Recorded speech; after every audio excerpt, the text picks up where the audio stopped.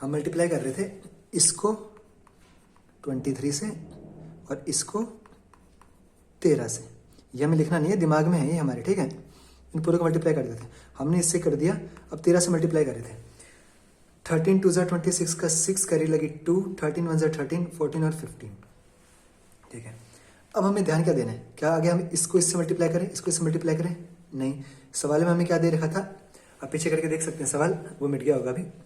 सवाल में दे रखा था कि जो सबसे कम रुपए जिस बच्चे को मिले थे ना, उसको 2200 ज़्यादा मिलने चाहिए थे। यहाँ पे कितने का डिफरेंस आ रहा है, ये पहले के रेशियो के हिसाब से मिलने थे, सबसे कम वाला ये था, और सबसे कम वाले को अभी मिलने थे 156, सबसे कम वाला ये था ना 46, इन सब में 156, यानी 110 की वैल्यू आ गई। 110 रेशियो की डिफरेंस आ रहा है, और ये डिफरेंस आ रहा था 2200 रुपये का, रुपीज़ का। यहाँ से मैं अगर 0 से काट दूँ 0 को, और इससे काट दूँ, मेरे 1 की वैल्यू आती है 20। तो अब हमें से पूछा क्या था, टोटल अमाउंट बताओ, टोटल अमाउंट कितना था? देखो टोटल अमाउंट ये है ना, 23 इंटू 13, 23 इंटू 13 यही है। तो 23 इंटू 13 इंटू 2, 0 कर देते हैं। 13 टू 26, 23 इंटू 26, चलो दूसरे तरीके से करते हैं, पहले इसको करते हैं। 13 3 39 का 9, कैरी लगी 3, 13 2 26, 27 28 29, 29 इंटू 0, 300 को 2 से करेंगे तो आएगा 600, 5980, ये है हमारी वैल्यू। तो हमें देखा यहाँ पे हमें 13 को इससे और इससे मल्टीप्लाई करके देखने की जरूरत नहीं पड़ी, वैसे देख कर लेते। 13 8 104, 13 3 13, कुछ दिक्कत नहीं थी, लेकिन जैसे बता रहे थे इसकी जरूरत नहीं थी, क्या पता कुछ और रेशियो होता, तो हम लोग कैलकुलेशन में थोड़ा सा और टाइम लगा देते हैं। तो इस चीज़ का हमें रखना है ध्यान। ये था वो सवाल। ये है हमारा नेक्स्ट टाइप का सवाल। सवाल को ध्यान से पढ़ेंगे। Price of a 48 gram diamond is 230400, 1 10 100 1000 10,000 lakh 2,30,400 rupees. एक 48 ग्राम का डायमंड है जिसका प्राइस है ये। It broke into 2 pieces with weight 5:7, ठीक है। ये 2 टुकड़ों में टूट गया। 48 ग्राम का डायमंड था जो 2 टुकड़ों में टूट गया 5:8 के वेट में, यानी 5:7 के वेट में।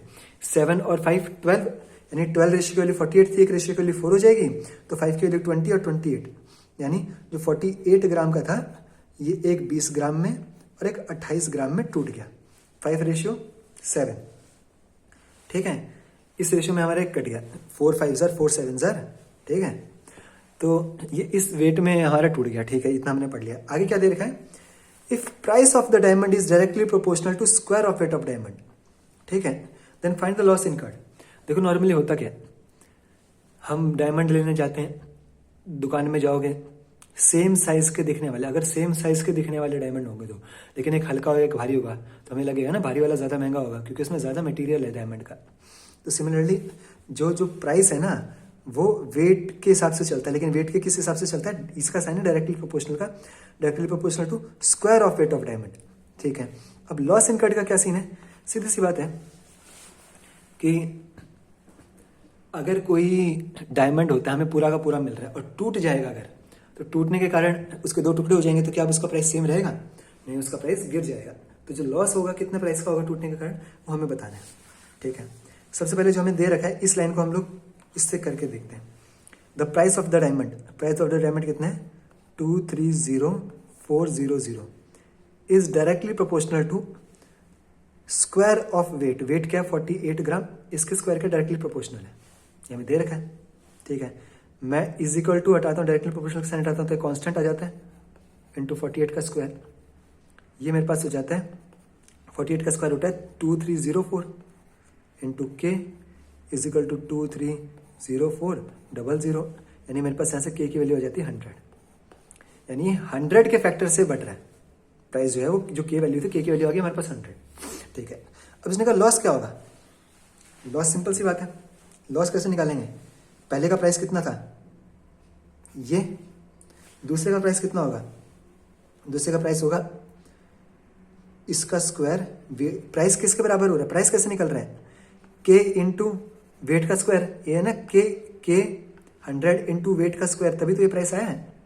तो वैसे के इंटू वेट का स्क्वायर क्या है 200 का स्क्वायर, 20 का स्क्वायर कितना हो जाएगा 400 और 00, ठीक है। दूसरा के 100 इंटू 28 का स्क्वायर कैसे निकलता है, ध्यान से देखना कैसे निकलता है। किसी भी दो चीज़ का, जैसे मैं बोलूँ मुझे 25 का स्क्वायर निकालना है, तो इसका एक तरीका होता है माइंड में निकालने का। इसका स्क्वायर करता हूँ पहले, 5 का स्क्वायर 25 का 5 कैरी लगी 2। पहला स्टेप होता है इसका स्क्वायर करना, ध्यान बता देता हूँ। दूसरा स्टेप होता है इन दोनों को मल्टीप्लाई करना और 2 से मल्टीप्लाई करना, क्योंकि स्क्वायर में क्या होता है, a प्लस बी का स्क्वायर क्या होता है, 2ab आता है ना उसमें। इन दोनों को मल्टीप्लाई करना और 2 से मल्टीप्लाई करना बाद में, ठीक है। दिख रहा है ना, हाँ जी दिख रहा है। तो पहला स्टेप है इसका स्क्वायर करना, दूसरा स्टेप है इन दोनों को मल्टीप्लाई करके उसका दुगना लेना, तीसरा स्टेप है पहले वाले का स्क्वायर करना। तो मैं वही कर रहा हूँ, 5 का स्क्वायर 25 कैरी लगी 2, 5 2 जार 10 का दुगना 20, 20 और 2 22 का 2 कैरी लगी फिर से 2।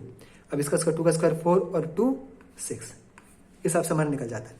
वैसे हम निकालते हैं 8 का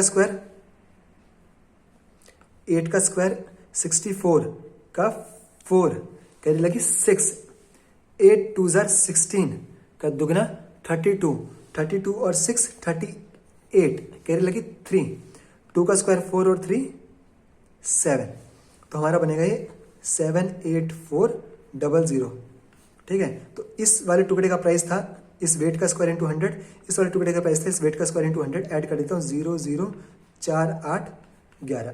तो पहले वेट था ये, पहले प्राइस होगा ये, अब इन दोनों टुकड़ों का प्राइस होगा ये। डिफरेंस कितने का है, 230400 118400। तो 000 10 में से 8 गए 2, 22 में से 11 गए 11, 1,12,000। पहले 2,30,700 का था, अब 1,12,000 का होगा। तो ये टाइप है हमारा एक, इस टाइप के हमारे सवाल, इस टाइप से हमारे सवाल आ जाते हैं। तो हमें ये टाइप भी आना चाहिए, ठीक है, कि चीज़ें ऐसे टुकड़े में टूट जाती हैं तो कुछ और फिर एक लाइन दे देता है। यहाँ पे क्यूब भी दे सकता था, कोई दिक्कत की बात नहीं थी। ट्वाइस ऑफ भी दे सकता था, थ्राइस ऑफ भी दे सकता था, कुछ भी दे सकता था। हमें इसके निकालने वाला जो है ना, ये सबसे मेन चीज़ है, ये बच्चों के ध्यान में नहीं आती। सबसे मेन चीज़ ये है, अगर क्योंकि बच्चों को ये चीज़ ध्यान में, जो कि बेसिक है, डायरेक्टली प्रोपोर्शनल के लिए हटाने के लिए हम एक कॉन्सेप्ट निकालते हैं। ये बेसिक सबसे मेन इंपॉर्टेंट ये था, ये जिस बच्चे को दिमाग में आएगा। बाकी सवाल तो सिंपल कैलकुलेशन का था। हमने कॉइन वाले सवाल तो कर दिए थे पिछले वीडियोस में, लेकिन यहाँ पे एक कॉइन का कुछ सवाल है अलग टाइप का। बेसिकली हमें कॉइन के टाइप में सवाल में रेशियो दिए रहते हैं। इस सवाल में हम देखें तो कहीं भी हमें रेशियो नहीं दे रखा कुछ भी।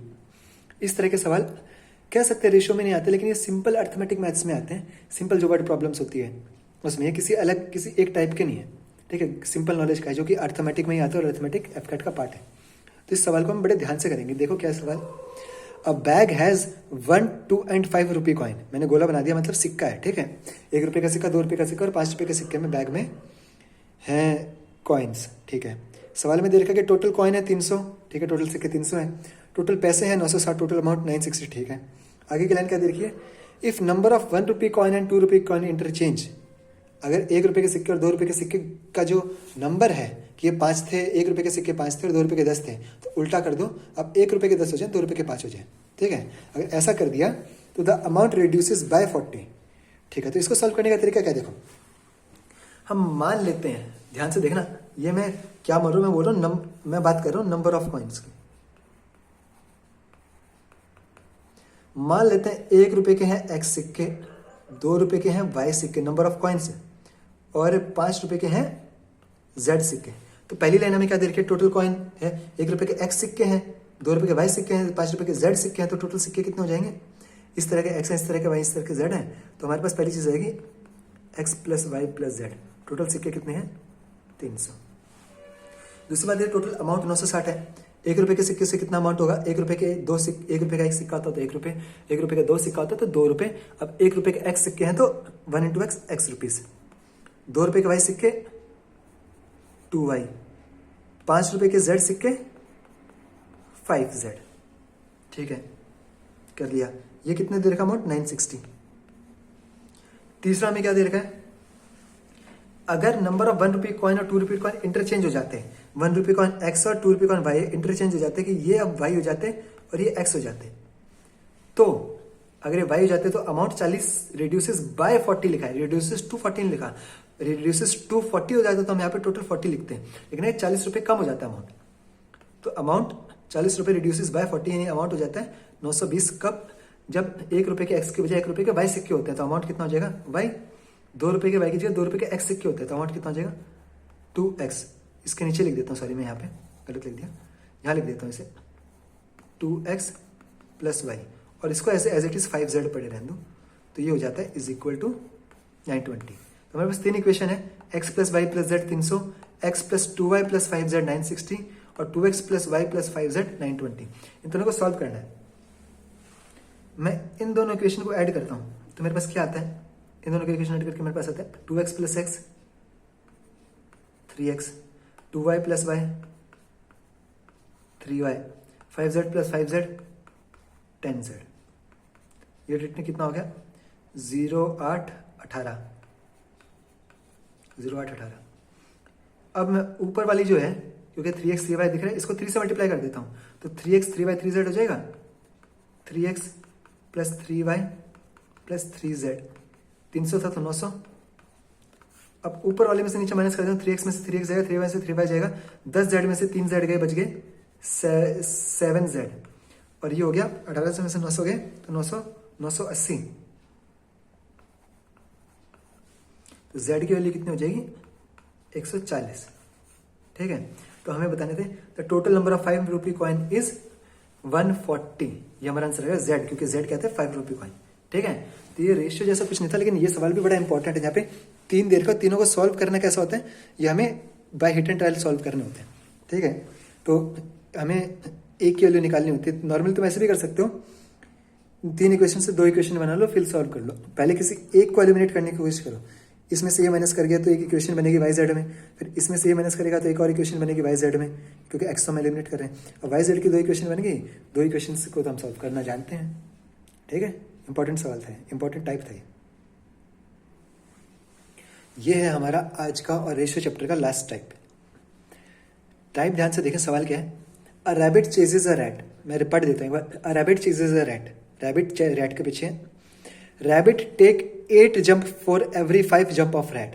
यानी हम देखते हैं तो जब रैबिट 8 जंप कूदता है तो उतने टाइम में जो रैट है वो 5 जंप कूद पाता है। Rabbit takes 8 jump for every 5 jump of rat. इसका मतलब है कि मैं देख रहा हूँ कि रैबिट ने तो 8 जंप ले ली और इसने तो 5 ही लिए, देखने का टाइम तो मेरा बराबर ही है। तो यानी सेम टाइम में 8 जंप ले लेते हैं, ये 5 जंप ले लेते हैं। एक हम आपसे टेक्स वर्ड से भी ये चीज़ गेस कर सकते हैं, जैसे he take 2 hour 3 hour 4 hour to do this work और to cover that much of distance.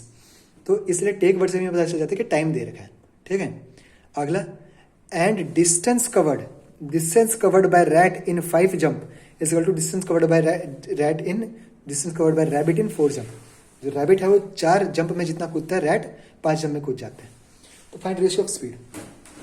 देखो सिंपल सी बात है, हमें पता है रेशियो ऑफ स्पीड होता है डिस्टेंस अपॉन टाइम, डिस्टेंस होता है स्पीड इनटू रेशियो। ठीक है, अगर सीधा सीधा बोल देते कि डिस्टेंस का रेशियो ये है, टाइम का रेशियो ये है, तो हम निकाल लेते ये लिखने की बजाय कि distance covered by rat in 5 jump, distance covered by rabbit in 4 jump is equal, ये डायरेक्ट दे देते कि भाई the ratio of distance covered by rat and rabbit in same time, मतलब सेम उसमें 5 और 4 है।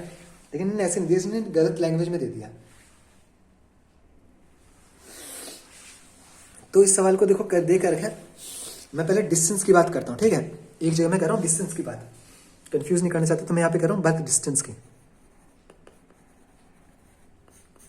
क्या दे रखा है, distance cover rat in 5 jump. Rat 5 jump में जितना डिस्टेंस कवर करता है, रैबिट 4 जंप में कर देता है। तो मैं ऐसे रैट और रैबिट का रेशियो निकालूंगा तो 4/5 आ जाएगा। नहीं, रैट 4 डिस्टेंस कवर करता है, रैबिट 5 डिस्टेंस कवर करता है। सिंपल सी बात। सिमिलरली टेक्स टाइम्स का मतलब होता है, ये टेक्स लिखा है इसका मतलब है टाइम। रैबिट टेक 8 जंप, अब मैं यहाँ पे बात करता हूँ टाइम की।